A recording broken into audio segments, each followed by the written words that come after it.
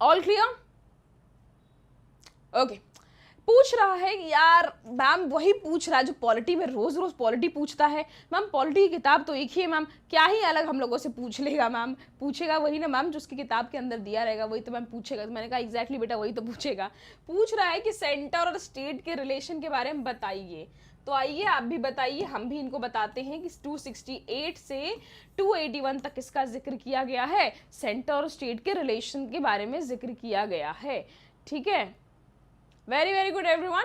इसमें जिक्र है सेंटर स्टेट के रिलेशंस के बारे में। और रिलेशन कैसा? देखो बाबू, हर एक रिलेशन जो भी टिकता है, मैं सच बता रही हूं,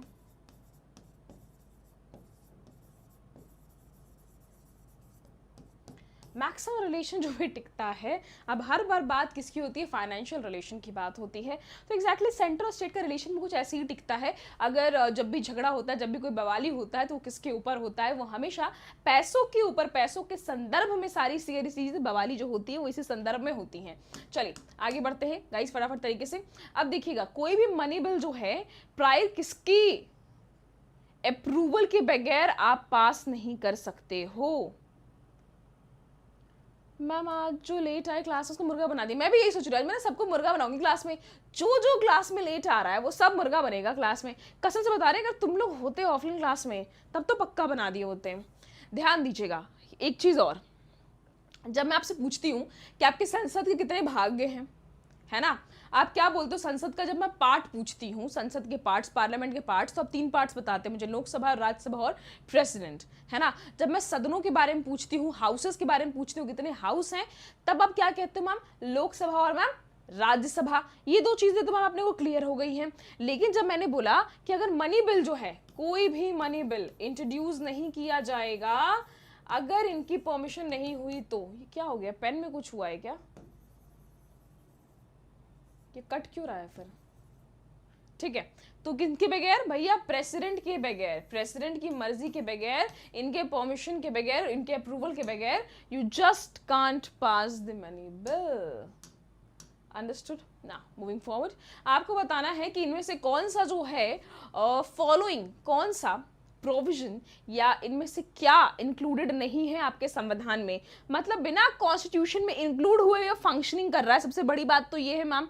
ओके चलो फिर आते समझते हैं इसके बारे में। इलेक्शन कमीशन के बारे में जिक्र कैसे नहीं होगा आपकी कॉन्स्टिट्यूशन में? आप मुझे एक बात बताइए, क्योंकि ये तो सबसे इंपॉर्टेंट पिलर हो गया ना भाई। अगर इलेक्शन ही नहीं होगा, अगर चुनाव नहीं होगा, तो फिर किस बात का? क्लियर है ये बात है? तो फाइनेंस कमीशन ऑब्वियसली मैम जिक्र है। पब्लिक सर्विस कमीशन, अरे बाबा रे बाबा, जिक्र इसका भी रहेगा। ये सारी चीजें आपके देश से रिलेटेड हो रही हैं। ये जो प्लानिंग कमीशन है इसका जिक्र नहीं किया गया है। प्लानिंग कमीशन का जिक्र जो है इस संविधान में आपके नहीं किया गया है। बात आई यहाँ पे समझ में? प्लानिंग कमीशन कब? 1950 में इसको लागू किया गया था। भले लोगों ने शैली से बात, guys share the class at least.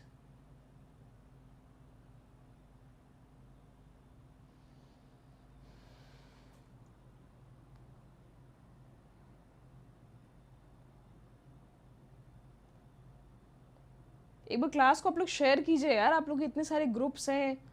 Still what's happening? ध्यान दीजिएगा, तो प्लानिंग कमीशन के बारे में जो हम बात करते हैं, तो ये कब लाया गया था? 1950 में। दूसरी चीज, ये 5 इयर्स करके इसके प्लान लाए जा रहे थे। कितने साल? ये लिखा क्यों नहीं रहा है? 5 इयर्स करके इसके प्लान जो थे 5 इयर्स करके लाए जा रहे थे, पंचवर्षीय योजना के तौर पे। आज आपका प्लानिंग कमीशन जो है, नेशनल प्लानिंग कमीशन के नाम से जिसे हम जानते थे, आज ये आपका प्लानिंग कमीशन नहीं है, बल्कि प्लानिंग कमीशन के नाम पे आज हम किसके बारे में जानते हैं? तो आज हम जानते हैं आपके नीति आयोग के बारे में। ये इतना ढीला, चलो देखिएगा, राइट टू एजुकेशन जो है ये फंडामेंटल राइट बन गया कब? देखो यहाँ पे कोई जरूरत नहीं देखने की, इसलिए जरूरत नहीं है देखने की क्योंकि मैं तुमको अभी समझाने वाली हूँ। क्या समझाने वाली है मैम? राइट टू एजुकेशन के बारे में बात हो रही है। किसके बारे में बात हो रही है? Right to education. ये वही राइट टू एजुकेशन है आपका जो आपकी किसमें शामिल था? डीपीएसपी में शामिल था। डीपीएसपी जो कि आपके स्टेट के परमिशन, स्टेट के रिसोर्सेज और स्टेट के परमिशन, स्टेट की पास रिसोर्सेज अगर अवेलेबल होंगे तो स्टेट आपकी देगी, अगर अवेलेबल नहीं होंगे तो स्टेट आपकी आपको नहीं गारंटी करेगी। दूसरी चीज, इसको निकाल के कहां डाला गया, इसको निकाल के बना दिया गया फंडामेंटल राइट। पे अटेंशन, इसको निकाल के बना दिया गया फंडामेंटल राइट। किस आर्टिकल के तहत इसको बनाया गया? आर्टिकल 21 क्लॉज ए के तहत बनाया गया। 2010 का वो टाइम पीरियड था, 2010 में जब इसको यानी कि मौलिक अधिकारों में से शामिल कर दिया गया। कब शामिल किया गया इसे? मौलिक अधिकारों में। अब डेट की अगर हम बात करें तो 1 April, when was it? 1 April 2010, यानी 2010। Very good. T shirt loose है, हाँ बेटा ये ओवर साइज आ गई, थोड़ी समझ नहीं आया मेरे को, ये ओवर साइज आ गई टी शर्ट, कोई बात नहीं। Next one, pay attention. How many states are there in the Indian constitution? अगर आप पूरे भारत संघ के बारे में अगर मैं बात करूं तो हमारे पास कितने राज्य हैं कुल? Good evening, good evening. 28, 28, 28, 28, 29, 28, okay okay okay okay okay बेटा it's 28, come on guys. Next one, pay attention. Indian National Association जो है, कैलकाटा में जो एसोसिएशन फॉर्म हुई थी, आपको बताना है कि ये एसोसिएशन किसके द्वारा फॉर्म करी गई थी। ध्यान दीजिएगा यहाँ पे, जब मैं भी कह रही हूँ आपको, मैंने पहले भी बताया कि कलकत्ता में जो फॉर्म हुआ था, यानी कैलकाटा में जो फॉर्म हुआ था, क्या नेशनल एसोसिएशन जो फॉर्म किया गया था, ये किसके नेतृत्व में फॉर्म किया गया था? आप ध्यान रखिएगा, सुरेंद्रनाथ बैनर्जी के नेतृत्व में इसको फॉर्म किया गया था। मैंने पहले भी इसके बारे में आप लोगों को बताया है। अगला सवाल ध्यान दी जल्दी से। Which among the following year Bombay transferred to the East India Company by Charles II? अब चलो इसकी कहानी के बारे में थोड़ा बात करते हैं कि मैम आखिर आपने क्या पूछा ये सवाल कि चार्ल्स द्वितीय जो है इसको किस साल में बॉम्बे ट्रांसफर किया गया था? मैम बॉम्बे ट्रांसफर किया गया था, क्यों, क्या, कैसे? आओ बातें करते हैं। देखो बालक, अगर तुमको लगता है कि दहेज का फॉर्मेट सिर्फ इंडिया में चलता है, अगर तुमको ऐसा लगता है कि दहेज दहेज दहेज लेना कतई पाप बात है, और हम तो भैया इसके एकदम अगेंस्ट है, दहेज के अगेंस्ट हम बहुत पहले से हैं, बहुत वक्त से हम इसके अगेंस्ट है दहेज के। दहेज देना भी नहीं चाहिए, दहेज लेना भी नहीं चाहिए, सीधी सी बात है। क्यों तुम भीख मांगते हो जो दहेज लोगे? इससे अच्छा मत करो, शादी मत करो, या इससे अच्छा भीख ही मांग लो। क्लियरली कहोगे हम भीख मांगते हैं, मेरी औकात नहीं है, तो इससे हम तुमसे दहेज ले रहे हैं। मैंने कई लोगों के मुंह से सुना है, ट्रस्ट मी, मतलब कई लोग के, और मैं बहुत आश्चर्यचकित होती हूँ, seriously I am very surprise. जब मैं लोगों से पूछती हूँ ना तो लोग कहते हैं अरे हमारे यूपी में ना यार 50 लाख 70 लाख 80 लाख 1 करोड़ तक दहेज मिल जाते हैं। तो मैंने कहा अच्छा ओके, और लड़का कुछ नहीं करता है, कुछ नहीं करता है। क्यों मिल रहे हैं भैया? जो दे रहे हैं वो भी यहाँ पे भागीदार हैं, उन्हें लग रहा है उनकी बेटी बोझ है कि पैसे देके किसी के घर दे रहे जा रहे हैं, तो बेटर मत दो। सुनो मेरी बात को, तो बेटा दहेज देने की बात यहाँ पे नहीं है, दहेज देने की बात यहाँ भी चल रही थी। एक्चुअली हुआ यूं कि पुर्तगालियों के पास भैया पहले कौन आया था, अगर तुमको याद हो तो पोर्टुगीज आए थे, पुर्तगाल आए थे। पुर्तगाल से पहले कौन था? अरब्स थे। लेकिन खैर छोड़ो, अरब्स का किस्सा इन लोगों ने निपटा दिया, पुर्तगालियों ने अरब। तुम सोचो दुनिया कैसे बदल रहा है। आज तुम लोग जाते हो यूएई, अरब्स के पास जाएंगे, शेख के पास मिलने जाएंगे, है ना, बड़ा प्राउडली बोलते हो। उर्वशी राउतेला बेचारी अरब दुबई में ही रहती हैं। हाँ, तो अब तुम समझो बातों को। ये लोग पहले इंडिया में रहते थे, क्यों? क्योंकि इंडिया में तब पैसा था इंडिया में, तो जहां इन लोगों को लगता था तो ये लोग इंडिया से जाते नहीं थे। इनको निकालने वाले कौन थे? परेशान करने वाले थे इनको पोर्टुगीज। अब अगर पोर्टुगीज के बारे में अगर हम बात करते हैं तो बाबू पोर्टुगीज कैसे आए थे इंडिया में? सी रास्ते से आए थे, सी रूट से आए थे। क्लियर? अब सी रूट से आ गए, इनका कब्जा बहुत पहले से था। 1600 में तो अंग्रेज आए हैं, 1611 तक मतलब इन लोगों ने प्रॉपर तरीके से अपनी फैक्ट्री स्टैब्लिश करी थी। तो अंग्रेज की प्यारी सी प्रिंसेस की शादी होती है, किसकी? इनकी प्रिंसेस जो थी इनकी शादी होती है चार्ल्स II के साथ। तो जब चार्ल्स II के साथ जब शादी हुई तो ये लोग दहेज दहेज खेल रहे थे। वैसे भी दहेज दहेज खेलना बहुत लोगों को पसंद होता है कि हमको जो बहू से दहेज मिला है वो दहेज हम अपनी बेटी को दे देंगे, ठीक है। तो ये भी वही खेल खेल रहे थे, इसने दहेज दहेज खेला कि वो बॉम्बे जो खुद हमारा नहीं था, वो बाकियों का था, इंडियंस का था, भारतीयों का था, उस बॉम्बे को ये लोग गिफ्टिंग गिफ्टिंग खेल रहे थे। और गिफ्ट कर दिया किसको? चार्ल्स II को इन लोगों ने गिफ्ट कर दिया। अब ये बॉम्बे जो था ना, ये आज का बॉम्बे नहीं है, ठीक है, आज की माया नगरी नहीं है ये बॉम्बे ना। तब एक सुनसान सा आइलैंड हुआ करता था, कहीं पे एक साइड में एक सुनसान सा आइलैंड हुआ करता था। तो इन लोगों ने, प्रिंस चार्ल्स II ने कहा यार मैं ये आइलैंड लेके क्या करूंगा खाली खाली। इसने क्या बोला कि ये ना मैं दे देता हूँ किसको? ईस्ट इंडिया कंपनी को, रेंट पे। कितने? $10 के रेंट पे इसको दे दिया। बोला बाबू तुम रखो, डॉलर ही था ना, हाँ डॉलर तो खेलते थे शायद, आई गेस सो। $10 पे इन्होंने रेंट पे चढ़ा दिया इसको और बोला तुम लोग रखो।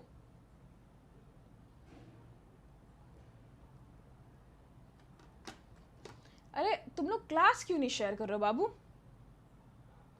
हैंग कर गया क्या फोन? हाँ, 10 पाउंड, पाउंड या डॉलर कुछ ऐसा था ना। 10 पाउंड, $10 पे इनको दहेज में दे दिया और बोला भैया तुम लो। अब अंग्रेज, क्योंकि ईस्ट इंडिया कंपनी क्या थे? व्यापारी थे। व्यापारी वही जो कहीं से भी अपना काम निकाल ले, अपना पैसा कहीं से भी निकाल ले।